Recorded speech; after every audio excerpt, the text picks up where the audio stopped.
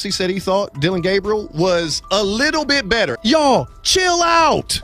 You're making this combative when there's no need to be combative. The fact that you're only here for Shedeur, okay. The Browns. Yeah, exactly. Yeah. In their mind of logic, we're going to, and I'm pretty sure this same group of people complain about things that don't go their way in other realms of life. As the season draws near, the conversation around Shedeur Sanders is getting more intense, with fans standing firmly behind their quarterback and believing in his potential. On the flip side, some critics haven't held back, calling those supporters naive or even foolish for backing Shedeur before he's had a real shot in the NFL. But sometimes, it's the most passionate voices that stick to what they believe, and Garrett Bush is definitely one of them. Recently, Emmett Golden criticized Shedeur's fans, accusing them of overhyping him and being too defensive. But Garrett Bush wasn't about to let that slide. He clapped back, pointing out the double standard in Emmett's comments. Garrett reminded everyone that Emmett was already pushing for Dillon to be the starter, even though Dillon clearly isn't ready for that spot yet.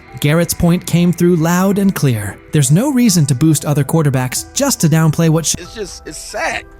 If it doesn't fit your narrative, you are the enemy. No room for civil discourse. Shedeur brings to the table. Garrett Bush didn't stop there. He made it clear that the support for Shedeur Sanders isn't just about what he can do on the field. There's a bigger picture. Garrett pointed out that Shedeur has already shown what he's made of off the field, especially with how he carries himself in interviews and press conferences. His leadership, confidence, and presence behind the mic have already made a strong impression. Even though Shedeur hasn't played an official NFL game yet, Garrett Bush didn't hold back when responding to the people still doubting him. He took on every critic, questioning how anyone could look at Shedeur and not see the talent. How are they rating him like this when he's clearly that good? Garrett asked. He called out how unfair and inaccurate some of the evaluations were, saying people were seriously underestimating Shedeur's abilities, and fans weren't just going to stay quiet about it. Garrett made one thing crystal clear. Judging Shedeur so harshly before he's even had the chance to prove himself in the league doesn't make sense. There's a lot of talent there that's just waiting to be seen. He kept driving the point home. Shedeur Sanders isn't just a potential future star. He's ready right now. Garrett said Shedeur has what it takes to be the face of the Browns today. From how seriously he prepares, to his calm under pressure, to how he shows up when it matters most. Everything about Shedeur screams leadership, and that's exactly the kind of player Cleveland needs. Of course, I already think that he's better than the other quarterbacks. Because that move to the 5th round, that's cool. They might have to go along with it, but to me, I think if you ask who got the best tools, I'm going with Shedeur Sanders.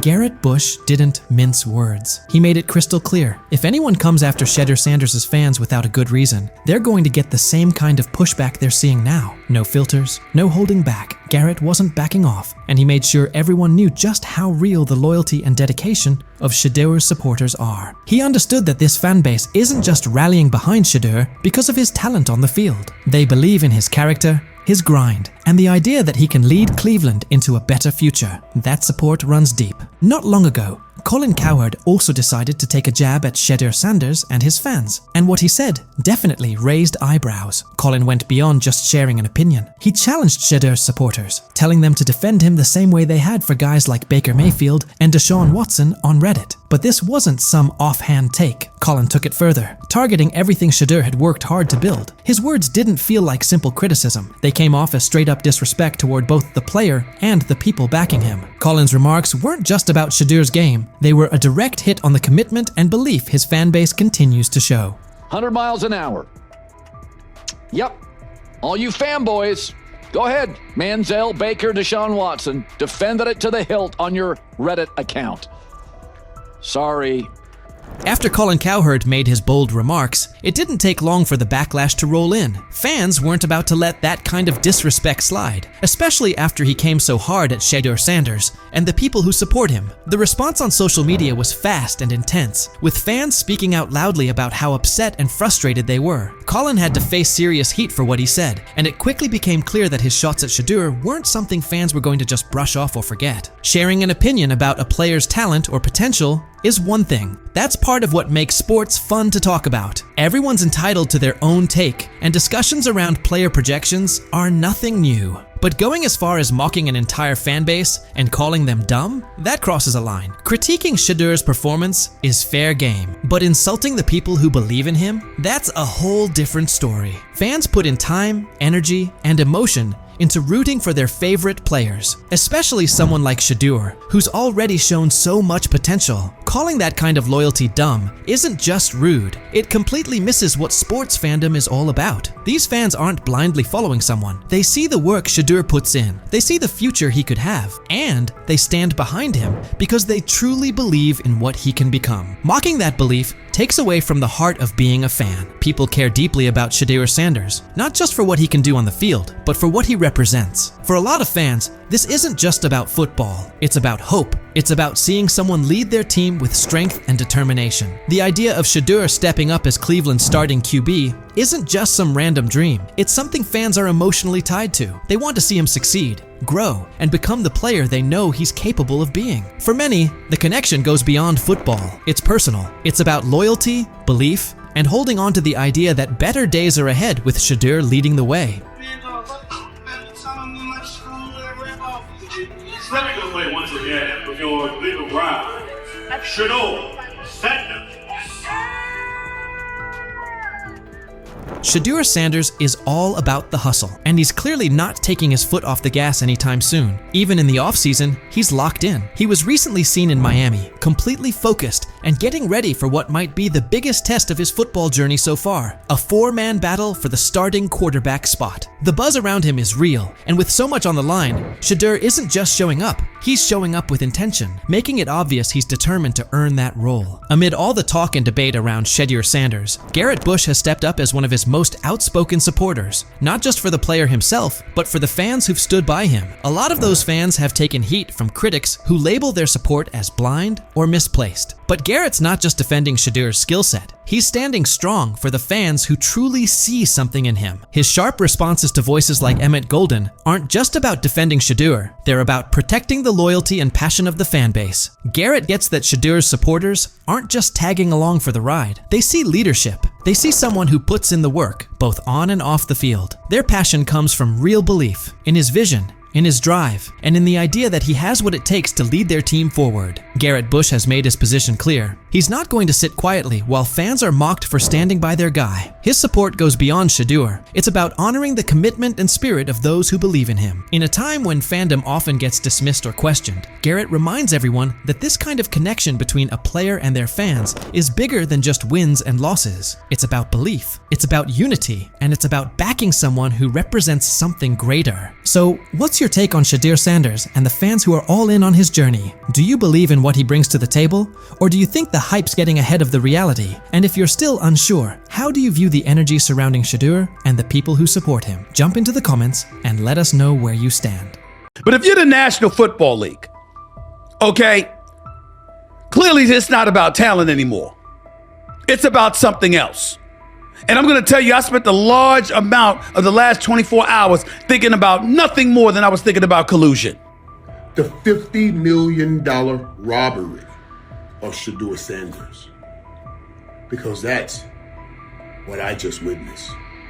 Everywhere we've seen, everything we've seen, everybody that has seen him play said he is the one or two in this draft. I love Cleveland picking this kid. The NFL draft is usually a time of celebration, a moment when dreams come true and talent gets recognized. But in the spring of 2025, that dream took a sharp turn for Shedeur Sanders. Instead of a milestone, it became a nightmare. One that might lead to one of the biggest lawsuits the NFL has faced in years. Shedeur, the Colorado Buffaloes quarterback and son of Hall of Famer Deion Sanders, was once expected to be a top 10 draft pick. But instead, he slid all the way down to the 5th round, pick number 144, by the Cleveland Browns.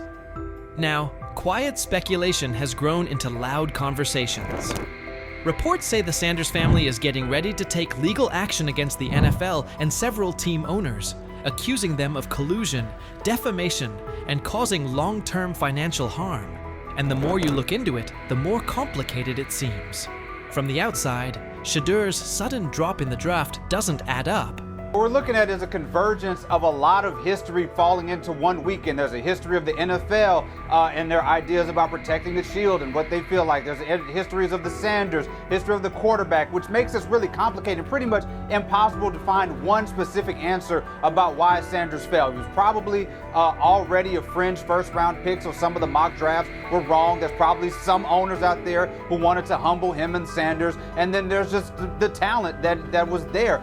So I'm not, it's okay, I think, to say we don't know what the specific answer is. What I do know, though, and I know it's maybe a little bit of a tangent, but I feel like it's important to say. I want to say this to folks on the internet and folks who are paying attention. This is not the Colin Kaepernick situation. This is important to know. Colin Kaepernick was absolutely blackballed from the league for standing up for folks' rights. This is not what Shedeur Sanders went to. He was embarrassed for 48 hours in the draft, and he ended up going to a Browns team where he still could possibly be a starter on that team because they managed to have half of Wu-Tang Clan's worth of bad quarterbacks, and he can still work his way up to a starter. So this is not the same situation. His career can still end up being okay.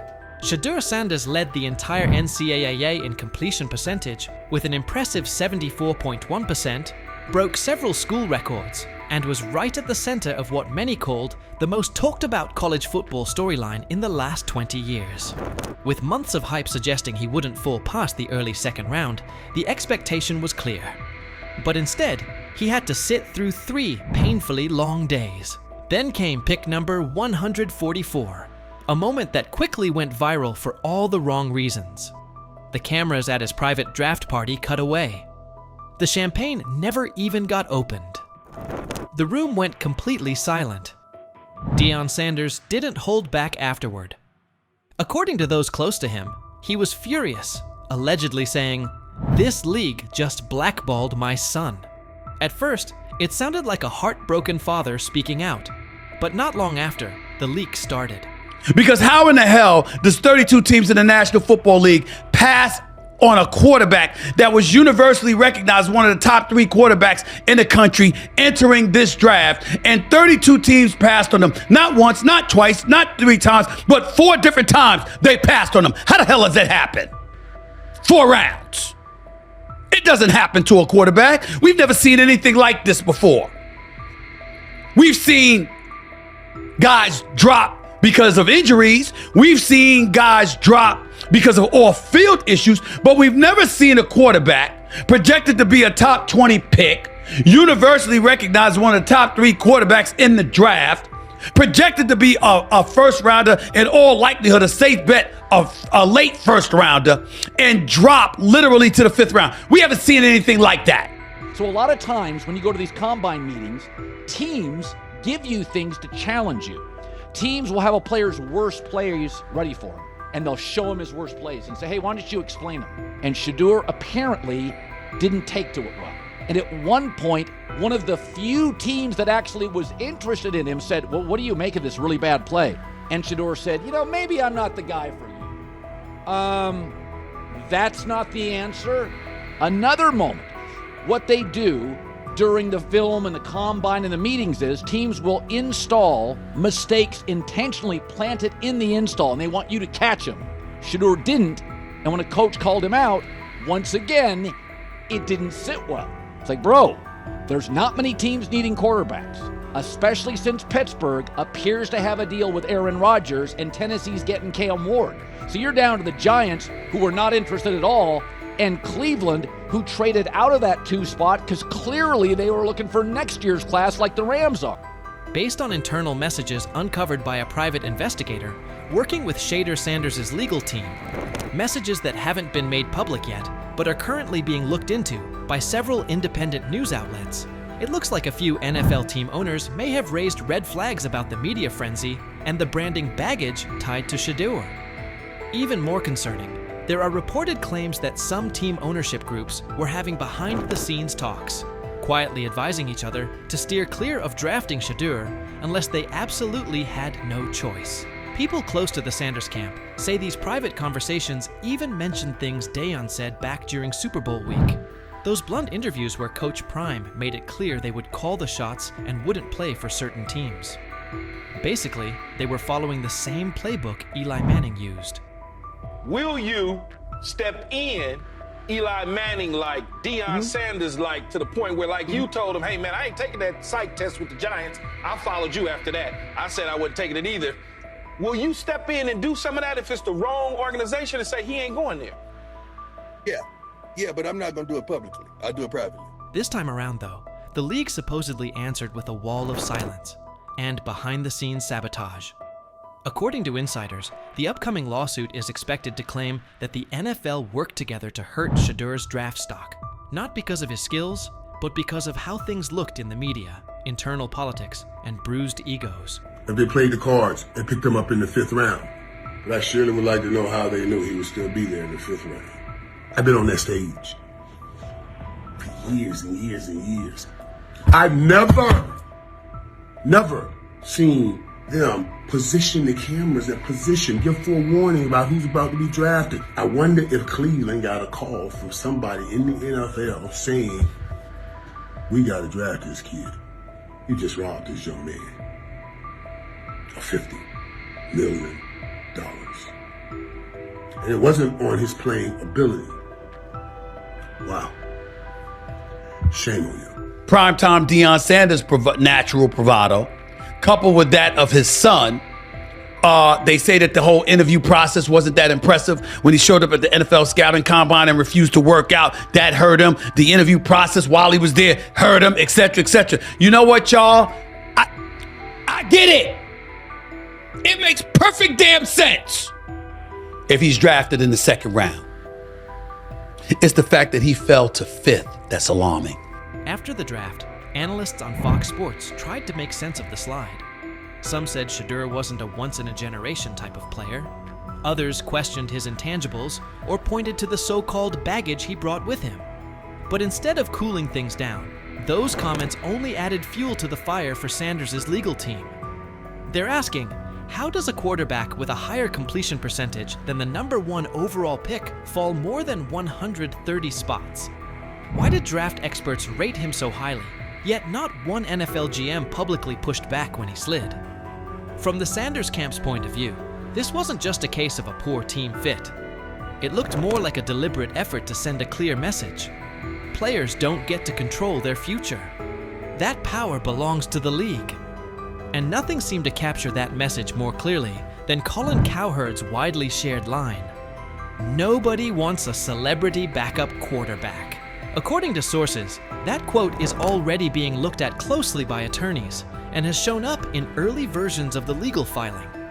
To them, it's more than just a jab. It's part of the case. Really, really good. Proud of you. All right. Cool. Really, really nice job. You're not fully proud, kinda. I'm kinda proud. Look, first side, was it perfect? No, but she made plays, she operated. Shedeur he's a very impressive young man. He's poised, he's calm, he's smart. You can tell that he's been raised by, really quite honestly, a Hall of Fame dad. Look, we're gonna get to know him even more. Andrew Berry is back and stunned everyone with a bold call. He bumped Shedeur Sanders ahead of Dillon Gabriel, jumping him from the 3rd spot to the 2nd. Here's the twist.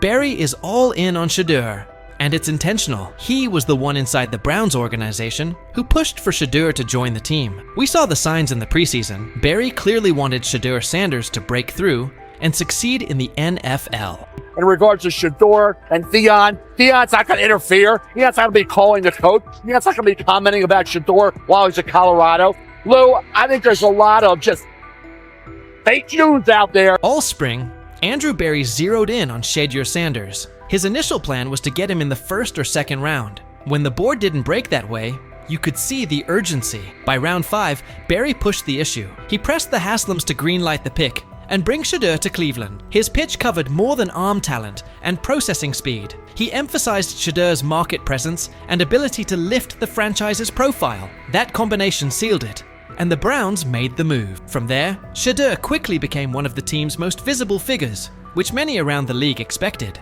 Cleveland then moved Kenny Pickett, narrowing the depth chart traffic and giving Shedeur a cleaner runway to compete for meaningful snaps. The message was simple: opportunity is coming, and the path is clear. After a strong preseason debut, Berry sought Shedeur out and delivered direct praise. That wasn't a routine pat on the back, it was a deliberate public endorsement. It signaled how the Browns view him, not just as another quarterback on the roster, but as a priority investment with both on-field upside and off-field impact. The organization's actions, draft capital, roster moves, and visible support line up behind the same idea. They're betting on Shedeur Sanders, and intend to give him every chance to grow into a central piece of this team. Really, really good. Proud of you. All right. Cool. Really, really nice job. You're not fully proud, kinda. I'm kinda proud. Look, for your first time, it was a perfect no, but you made plays, you operated, so it's just stacking. I love when you tell the facts, dude. No, but it's okay. Listen, you did a nice job. Andrew Berry's bet on Shedeur Sanders is aging well, and the media is starting to echo that view. Mary Kay Cabot recently argued that Shedeur is the primary reason the Cleveland Browns remain in the conversation after a rough year. In her view, amid team-wide struggles, it's Sanders' presence, his profile, buzz, and flashes that kept Cleveland from slipping out of the spotlight entirely. Without him, she suggests, the Browns likely drift off the national radar. That ripple effect validates Berry's aggressive stance. The move wasn't just about a depth chart. It was about relevance and upside. Cabot also underscored that Shedeur isn't merely a headline. He's a quarterback with real runway to grow. His tools and poise are too substantial for Cleveland to park on the sidelines, and she pushed for a genuine opportunity to see what he can be with proper support. The calculus is straightforward. If he meets expectations, the Browns have a young centerpiece. If he doesn't, the organization can still reassess and pivot. Either way, the signal is clear. Berry's conviction in Shedeur Sanders has positioned Cleveland to capture attention now, while exploring a ceiling that could reshape the team's future. It was too much value to pass up there, a developmental quarterback that they could take a look at and just kind of see what they had. Right now, his upside clearly outweighs the downside. It's a bet the team can't ignore. After Shedeur Sanders' tough preseason outing, when critics jumped in, Andrew Berry didn't let it drift. Instead of excuses, he acted. He pulled the entire offensive line that had been on the field with Shedeur. That decision shook the building and made the front office's stance obvious. Protect the quarterback, give him a fair evaluation, and set him up to succeed. It signaled full investment in his development. Berry's move wasn't just a swap of personnel. It set a standard. He pushed for accountability, demanded changes, and focused on building a setting where Shedeur can grow instead of being put in losing spots. It's one of the strongest steps in reshaping the Browns roster and shows real trust in Shedeur's trajectory. There's also a bigger plan here. These choices aren't only about one game. They're tied to the long-term quarterback picture. With Dylan Gabriel's physical limitations and Kenny Pickett gone, the front office knows it needs a quarterback who can handle NFL speed and punishment. The post-Joe Flacco roadmap depends on getting this decision right. After all of that, Kevin Stefanski's latest comments flipped the tone. He's now publicly backing Shedeur's growth, regardless of outside noise. That's notable because Stefanski previously downplayed Shedeur's upside and critiqued him. With Pickett out of the mix, the focus has shifted. Shedeur's size, strength, and on-field tools are giving him a real edge over Gabriel. While there are ongoing questions about Gabriel's frame, Shedeur looks like the more complete option. That difference could be what pushes him up the Browns' depth chart. I don't concern myself with outside type of things, but I'm committed to his development, just like all of our rookies. So we'll continue to focus on getting our guys better, and that's what we'll stay committed to, and that's what's important to me. TJ Houshmandzadeh has weighed in too, saying the heat on Kevin Stefanski is rising, and a lot of it stems from Andrew Berry's aggressive choices. Houshmandzadeh pointed out that the microscope on Cleveland's quarterback plan is getting sharper, leaving Stefanski with little room for error. His warning was direct. If Stefanski keeps capping Shedeur Sanders' role or downplaying his importance, it could put his job at risk. With the front office and fan base tracking every move and Berry firmly behind Shedeur, any attempt to slow him down could push Stefanski onto the hot seat. Bottom line, Berry's steadfast backing of Shedeur Sanders now defines the Browns' quarterback landscape, and the ripple effects are everywhere. From the early draft push to the decisive preseason calls, Berry has made it clear he intends to give Shedeur a real runway. That stance hasn't just shifted the depth chart, it's also forced key figures, Stefanski included, to recalibrate their approach. What used to be a conversation full of doubts about Shedeur's ceiling has turned into a high-stakes pivot point, with Berry's conviction driving the agenda. As the pressure builds, Stefanski stands at a decision point. The spotlight on Shedeur, the expectations from fans, and the backing from the front office leave minimal margin for missteps. Stefanski has to balance his system with the reality that Berry's faith in Shedeur is now central to the team's direction. The future of the position in Cleveland may hinge on how well Stefanski manages that balance. With Berry all in, The trajectory looks promising, but Stefanski's choices in the coming months will determine whether Shedeur's rise takes off or stalls. What's your read on Andrew Berry's aggressive approach and the pressure on Kevin Stefanski? Do you back Berry's unwavering commitment to Shedeur Sanders? Or is it too much risk for a young quarterback? And how do you feel about Stefanski's shift in tone, given his earlier skepticism? Share your take below. Does this pressure cooker sharpen the Browns, or set them up to stumble?